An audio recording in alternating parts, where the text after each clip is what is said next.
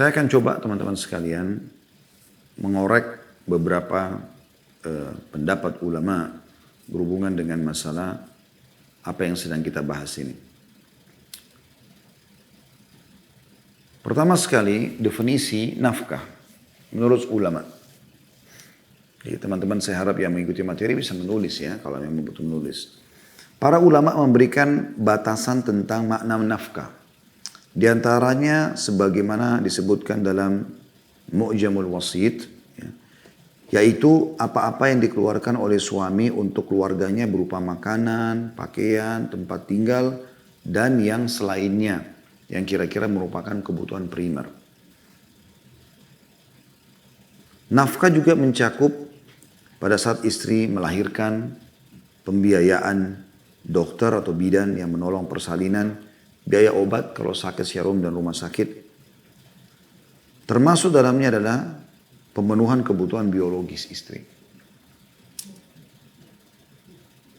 Hukum memberikan nafkah keluarga ini wajib atas suami, bukan pilihan.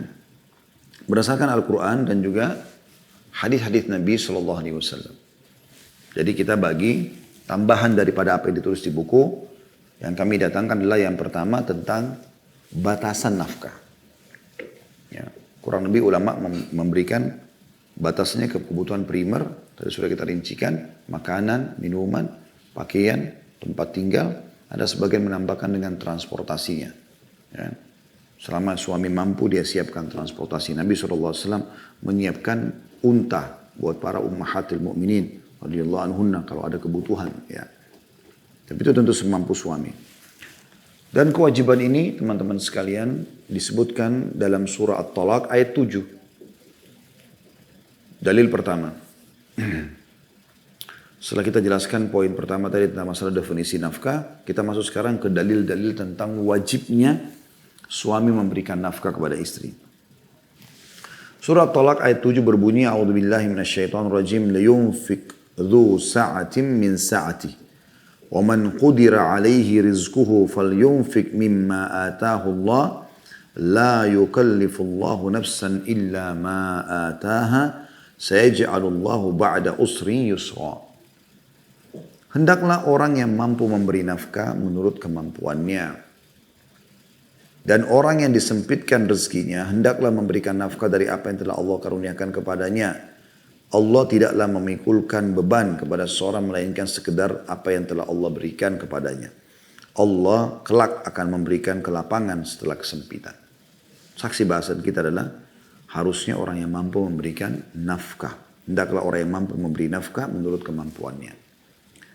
Juga dalam firman Allah Subhanahu wa taala yang lain, Al-Baqarah 233, tentang kewajiban seorang suami untuk memberikan nafkah kepada istri. Jadi nggak boleh dia lalai, dia asyik-asyik makan, traktir teman-temannya, tapi istri sama anaknya kelaparan di rumah. Gitu kan? Bunyinya Al-Baqarah 233, A'udzubillahi minasyaitonirrajim, wa 'alal mauludi lahu rizquhunna wa kiswatuhunna bil ma'ruf. Dan kewajiban ayah memberi makan dan pakaian kepada para ibu dengan cara yang baik. Belum punya anak, sudah punya hak sebagai istri, sudah punya anak, punya hak lebih. Ya. Dan sangat wajar kalau nafkahnya dilebihkan pada saat punya anak. Karena tentu ada tambahan pengeluaran. Ya. Tapi sewajarnya. Jangan jadikan ini sebagai ajang pertengkaran. Tapi ini adalah ajang untuk bersama-sama saling merangkul menjalankan perintah Allah Subhanahu wa taala. Yang punya kewajiban yaitu suami memberikan nafkah secara ma'ruf. Dia juga tidak mau tentu istrinya kelaparan, kekurangan segala macam. Si istri juga jangan berlebihan dalam masalah tuntutan ini sehingga terjadi pertengkaran di antara mereka. Ya, kadang-kadang istri juga ada yang berlebihan mengatakan itu kan kewajiban kamu, padahal sebenarnya bukan kewajibannya karena sudah bukan primer. Seperti baru beli handphone minta digantikan, harus ganti mobil, harus beli baju baru, padahal bajunya sudah banyak, lemarinya pun sudah mau rubuh gitu. Masih juga dia ngotot. Sehingga suaminya terganggu, bahkan kadang-kadang harus utang sama tetangga, sama teman. Ini semua tidak boleh terjadi tentunya. Kemudian Jabir mengisahkan bahwasanya Nabi SAW, jadi selain ayat tadi, ada hadis di mana Nabi SAW bersabda, ittaqullaha fin nisa, fa innahunna awanin indakum, akhadtumuhunna bi amanatillahi wastahlaltum furujahunna bi kalimatillah walahunna alaikum rizquhunna wa kiswatuhunna bil ma'ruf. Bertakwalah kalian, takutlah kalian kepada Allah dalam masalah wanita. Sungguhnya mereka ibarat tawanan di tangan kalian. Maksudnya istri di sini. Nah, karena dia ditawan, pindah dari rumah ayahnya ke rumah kita dan kita kurung di rumah gitu kan. Kewajibannya banyak di rumah. Kalian ambil mereka dengan amanah Allah. Jadi setelah calon atau mertua kita mengatakan saya nikahkan kamu sama anak perempuan saya. Nah di sini tentunya ya, amanah dari Allah SWT. Kita mengatakan saya terima nikahnya. Maksudnya saya akan terima, saya akan menggantikan anda wahai ayah mertua. Memberikan makan, memberikan minum, memberikan perlindungan, memberikan pendidikan, memberikan kepada anak ini. Sesungguhnya mereka ibarat tawaran di sisi kalian.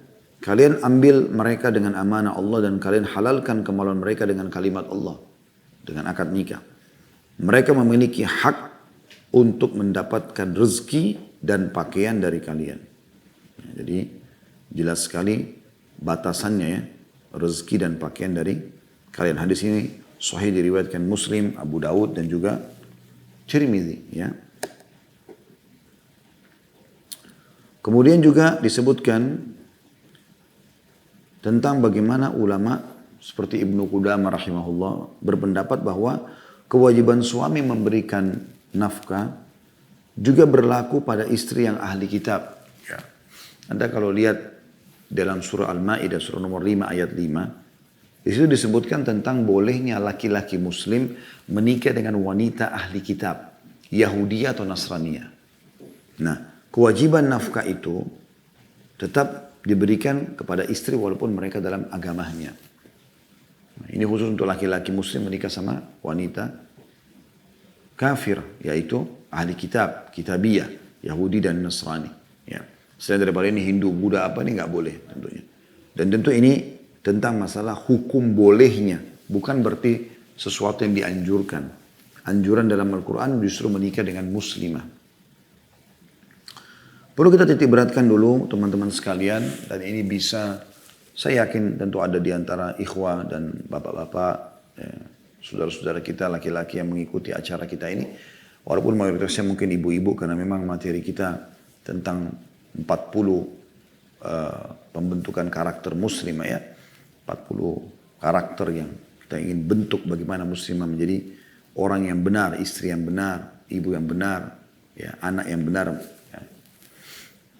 Namun apa yang kita bahas tentang masalah laki-laki tetap dibutuhkan oleh perempuan. Karena dia punya suami, dia punya ayah, dia punya saudara, dia punya anak laki-laki. Seperti kasus misalnya masalah mencari nafkah ini ya contoh. Itu juga dengan apa yang dibahas tentang perempuan khusus misalnya masalah haid, nifas, menyusui, apalah segala macam ya. Berhubungan dengan masalah wanita ini tetap dibutuhkan oleh laki-laki. Karena kita punya istri, punya ibu, punya tante, punya anak, punya saudari ya. Yang mereka butuh untuk dijelaskan. Baik, Anda tentu perlu mengetahui bagi laki-laki keutamaan kalau Anda memberikan nafkah. Tadi sudah kita titik beratkan sebenarnya tentang wajibnya nafkah. Baik sekarang. Apa yang saya dapatkan kalau saya mengeluarkan nafkah? Sehingga Anda tidak terbebani. Karena memang berat teman-teman sekalian. Kami kaum laki-laki ini ibu-ibu perlu renung ya. Kami bekerja selama sebulan. Dari awal bulan sampai akhir bulan. Tiap hari. Itu bukan hal yang ringan. Kalau dari pagi. Kalau panas ya panas, kepanasan. Kalau musim hujan ya bisa basah. Walaupun ada mobil gitu. Ada saja risikonya. Risiko-risiko di luar rumah lebih besar daripada dalam rumah. Interaksi sama orang ya. Di tempat kerja, perusahaan naik turun omsetnya. Kalau sebagai pegawai terancam dengan PHK, ya, telat mungkin karena kebutuhan di rumah sehingga akhirnya dipotong gajinya dan segala macam hal, banyak risiko. Atau mungkin perusahaan dia pemberi perusahaan pun walaupun perusahaannya banyak tapi utang sana sini, vendor-vendor masih banyak yang belum dibayar, jadi banyak permasalahan. Maka tidak mudah setelah menerima hasil akhir bulan kita berikan istri yang menikmati. Ibu harus paham masalah itu. Nah, sebagai motivasi dalam syariat, Allah Subhanahu wa taala menjanjikan sesuatu yang besar. Hai para suami, kalau kau keluarkan ini yang kau dapatkan. Renungi teman-teman sekalian hadis Nabi sallallahu alaihi wasallam. Ini hadis yang mulia masalah nafkah. Dinarun anfaqtahu fi sabilillah. Dinar yang engkau keluarkan untuk jihad di jalan Allah. Wa dinarun anfaqtahu fi raqabah. Dinar yang engkau keluarkan untuk pembebasan budak. Wa dinarun tasaddaqta bihi ala miskin. Dinar yang engkau berikan kepada orang miskin. Wa dinarun anfaqtahu ala ahlika a'zamuha ajran alladhi anfaqtahu ala ahlik. Dan dinar yang engkau keluarkan untuk keluargamu, untuk anak istrimu, ya, itu jauh lebih besar pahalanya. Hadis ini riwayat Muslim, Ahmad dan juga Al-Baihaqi. Maka dari hadis ini teman-teman sekalian, kita lihat bagaimana besarnya pahala suami mengalahkan sedekahnya dia buat jihad, sedekahnya untuk bebasin budak, sedekahnya untuk orang miskin. Itu dikalahkan semua pahalanya dengan memberikan kepada istri dan anak. Walaupun istri dan anak itu mampu. Juga sabda Nabi SAW dalam hadis yang mulia. Kata Nabi SAW, Ma at'amta nafsaka fahuwa laka sadaqah. Apa yang kau makan untuk dirimu sendiri, kau berikan makan dirimu, sedekah. Wa ma at'amta waladaka fahuwa laka sadaqah. Apa yang kau berikan makan buat anak-anakmu juga sedekah. Wa ma at'amta walidaka fahuwa laka sadaqah. Apa yang kau berikan makan kepada orang tuamu juga sedekah. Wa ma at'amta zawjaka fahuwa laka sadaqah. Apa yang kau berikan makan istrimu juga dihitung sedekah. Wa ma at'amta khadimaka fahuwa laka sadaqah.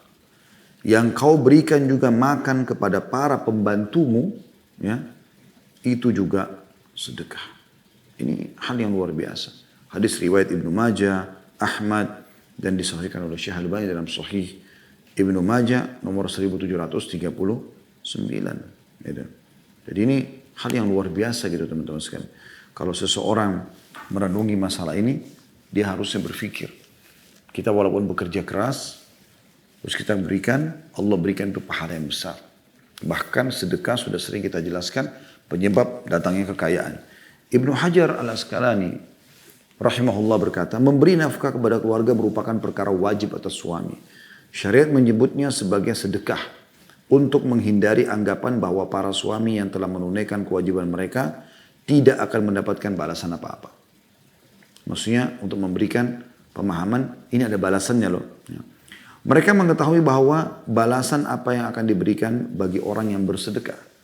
Oleh karena itu syariat memperkenalkan kepada mereka bahwa nafkah kepada keluarga juga termasuk sedekah. Maksudnya yang akan mendapatkan pahala. Sehingga tidak boleh memberikan sedekah kepada selain keluarga mereka sebelum mereka mencukupi nafkah yang wajib bagi keluarga mereka. Sebagai pendorong untuk lebih mengutamakan sedekah yang wajib mereka keluarkan, yaitu pada keluarganya. Sementara yang lainnya adalah sunnah. Kemudian ada juga poin ketiga yang kita ingin bahas dalam tambahan bahasan kita. Kapan nafkah itu bermula? Tadi sudah kita sebutkan definisi nafkah, sudah kita sebutkan keutamaan memberikan nafkah. Ya, untuk menjadi motivasi para laki-laki dan ibu-ibu juga menekankan itu pada anak-anak laki-lakinya supaya nanti kalau dia menikah memberikan nafkah kepada istrinya karena itu kewajiban. Sekarang kita lihat pendapat ulama tentang kapan mulai nafkah diberikan. Ulama Hanafiyah, mazhab Hanafiyah berkata, nafkah itu diberikan dibebankan kepada pihak suami setelah berlangsungnya akad nikah yang sah. Meskipun sang istri belum berpindah ke rumah suaminya.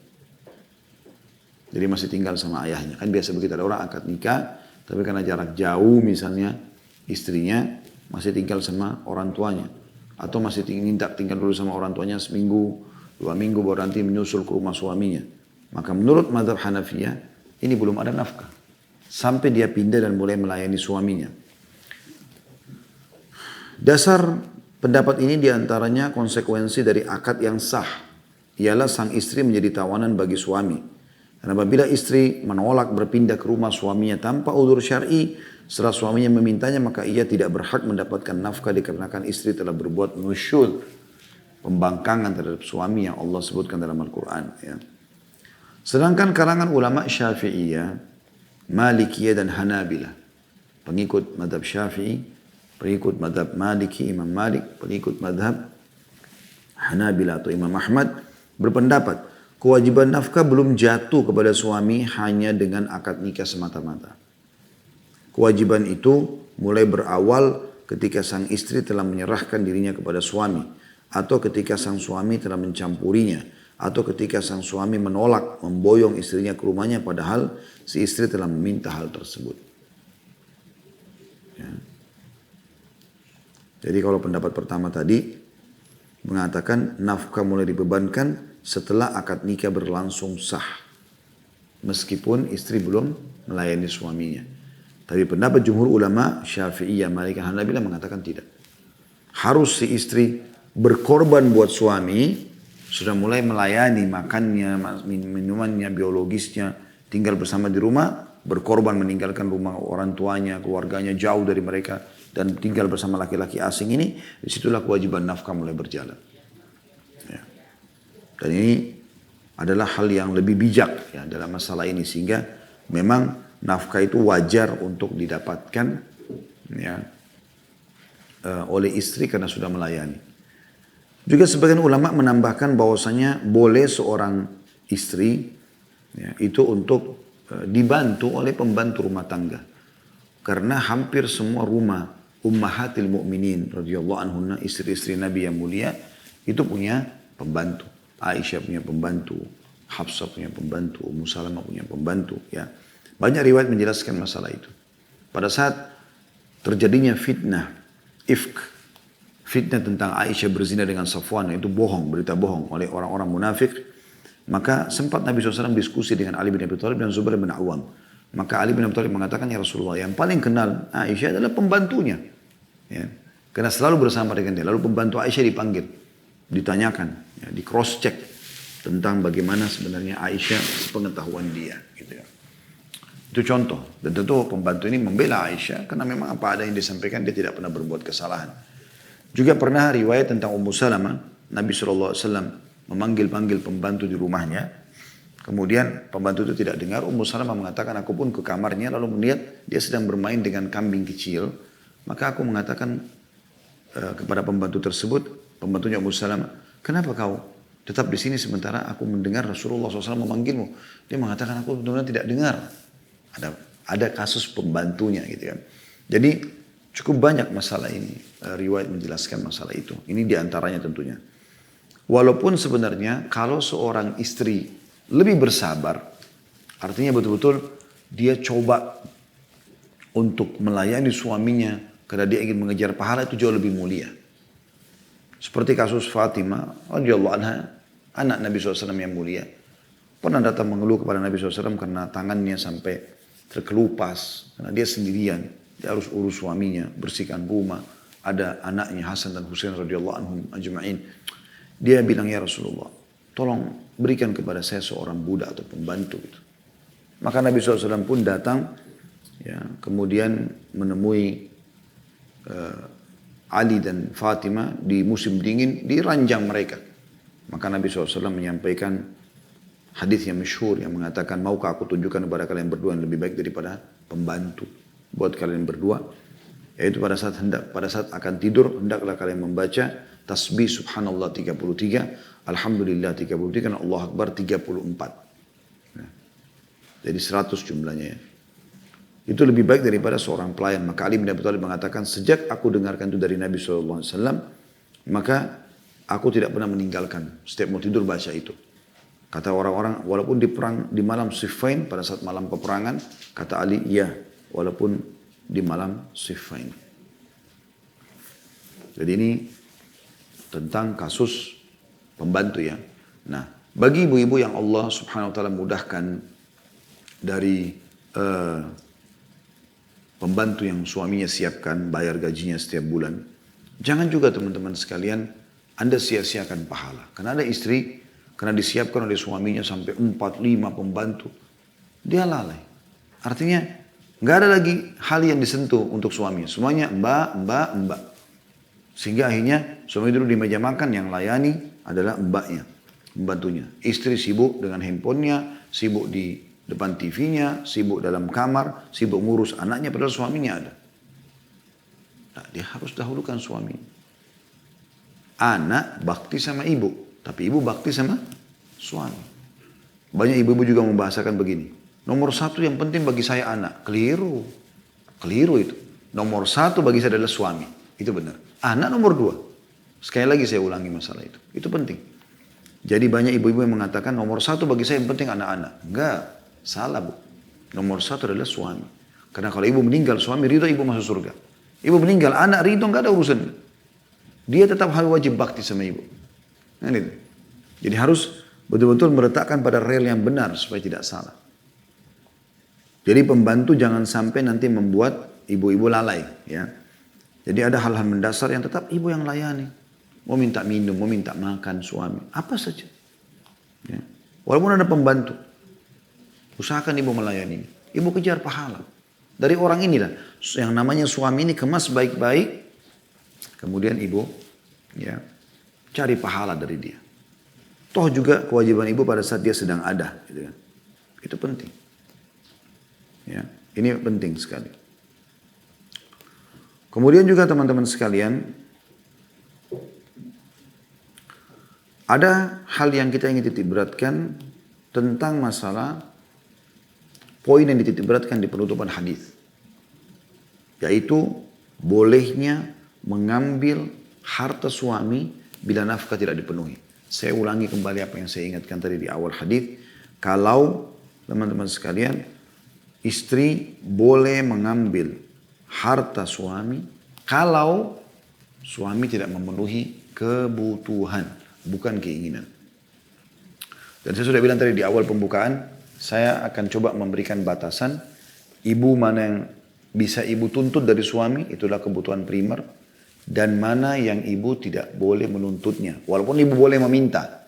Misalnya ibu bisa negosiasi sama suami, bisa nggak handphone saya sudah jadul, udah rusak, saya mau ganti, bisa nggak? Kalau dia bilang, baiklah, oke. Kalau dia tidak mau, maka ibu tidak boleh paksakan. Itu bukan kewajiban dia. Mungkin ibu, seperti umumnya orang, kalau mau mendapatkan ekstra, misalnya dia di kantor, mau dapat ekstra bonus, dia ekstra bekerja. Mungkin dia lebih merayu, lebih memenuhi biologis, lebih membuat memasakkan masakan yang enak, kemudian dia negosiasi. Itu hal yang halal dalam Islam. Gitu kan? Dan ingat Bu, ibu jangan sampai menjadi wanita nusyud. Nusyud ini pembangkang. Di antara nusyud, mirip kalau dalam bab orang tua itu bakti dan durhaka ya. Bakti berarti patuh, melayani dan memenuhi semua kebutuhan orang tua kan gitu. Kalau durhaka apa? Membangkang, berkata-kata kasar, ya, melawan. Allah mengatakan begitu dalam Al-Quran, tidak boleh mengatakan kalimat tidak boleh ini, tidak boleh itu. Nah di suami juga begitu teman-teman sekalian. Nusyud ini maksudnya adalah kasar dengan suami. Ada sebagian muslimah, semoga Allah berikan hidayah, aneh. Dia meminta nafkah dari suaminya. Dan ini hasil keringat suaminya. Tapi seperti orang yang mau berantem. Ingat ya, sudah tanggal 29. Gitu kan? Jadi seperti preman yang sedang menagih haknya, jatahnya. Ukhti muslimah, bertakwa kepada Allah SWT. Allah mendatangkan suami ini yang bekerja banting tulang kemudian memberikan Anda makan dan minum. Harusnya bersyukur kepada Allah SWT. Hormati manusia ini. Dan saya perlu sampaikan teman-teman sekalian, kayak kami, kaum laki-laki. Kapan istri itu tahu berterima kasih, tahu menilai, bahkan dengan sopan santun. Saya pernah menemukan istri saya, subhanallah, saya lupa dengan kesibukan, lewat tanggal yang saya biasa kasih uang. Saya hanya tahu itu ternyata pada saat saya pulang, makanan sederhana sekali, gitu kan. Terus saya tanya, emang hari ini nggak masak gitu? Dia tersenyum saja. Terus saya tiba-tiba muhasabah sendiri. Oh, ini sudah tanggal 1. Biasanya saya memberikan di tanggal 1. Maafin saya, benar segera saya menjalankan kewajiban saya. Masya Allah, akhlak yang baik, mulia.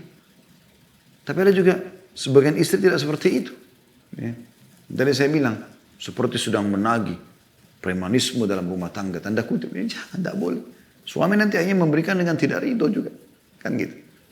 Kita mau minta hasil keringat orang harus dengan baik-baik. Ini penting teman-teman sekalian. Jadi jangan sampai ada pemahaman-pemahaman yang salah dalam masalah-masalah seperti ini. Nah, pengambilan ini sekali lagi kita batasi ya. Pengambilan hanya kalau betul-betul suami kikir, pelit. Tidak mau tahu istrinya makan. Contoh ini sudah saya bahasakan tadi.